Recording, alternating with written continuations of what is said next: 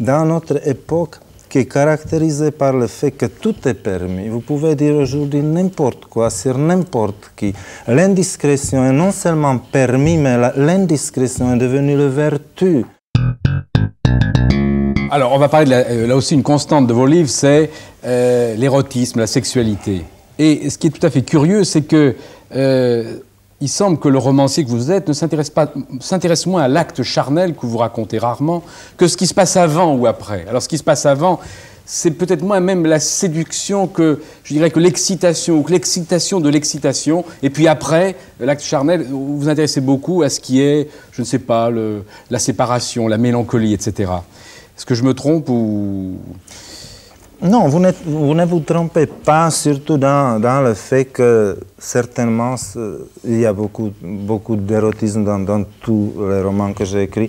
Je me rappelle même quand j'ai édité l'avant-dernier livre, le livre du Rire et des rubriques, que j'ai reçu une lettre qui m'a fait beaucoup de plaisir d'une lectrice qui m'a écrit « C'est pas possible de vous lire parce que c'est seulement le sexe, seulement le sexe, seulement le sexe ». J'ai pensé que enfin je vais lire un dissident de l'Est et je me reposerai de cette obsession sexuelle occidentale. Alors, oui, il y en a bien sûr, mais en même temps, vous savez, l'érotisme aujourd'hui, dans notre époque, qui est caractérisé par le fait que tout est permis. Vous pouvez dire aujourd'hui n'importe quoi sur n'importe qui.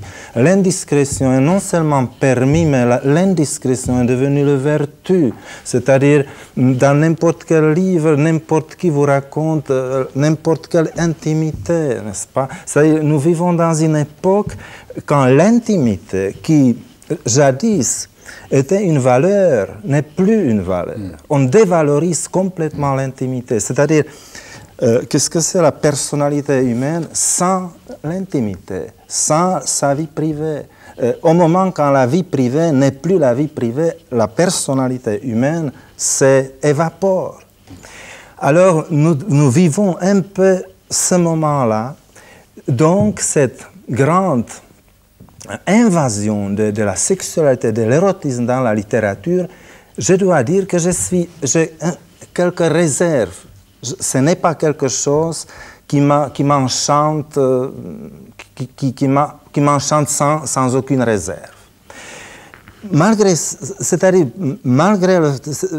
cela, je suis bien sûr très attiré par les situations érotiques, mais seulement dans la mesure où cette situation érotique me dit quelque chose en plus. C'est-à-dire seulement dans la mesure où cette situation érotique est révélatrice. Si tout d'un coup, vous avez dit que l'acte charnel n'est pas si souvent traité dans mes livres, ce n'est pas tout à fait vrai. Je crois qu'on peut même faire toute une anthologie de coïts très intéressants qui sont là-bas. Mais ces coïts, ces actes d'amour sont toujours une révélation inattendue ou bien d'une situation. Par exemple, des rapports de force entre la femme et l'homme, ou bien des caractères de personnages. Par exemple, dans le dernier roman, il y a un acte d'amour entre le personnage qui s'appelle Sabina et Franz. Et tout d'un coup, Sabina le regarde, n'est-ce pas, en faisant l'amour avec lui, elle a l'impression que ce grand homme plein de muscles, c'est en fin de compte une immense chiot, petit chien, qui s'allait. Parce que cet homme qui a cette attitude, disons, féministe à l'égard de la femme, c'est-à-dire un adorateur de la femme, même dans l'acte d'amour, a un caractère tellement non viril que tout d'un coup, cette Sabina, d'emblée, dans un moment d'éclairage lucide, comprend que c'est pas possible de continuer avec lui.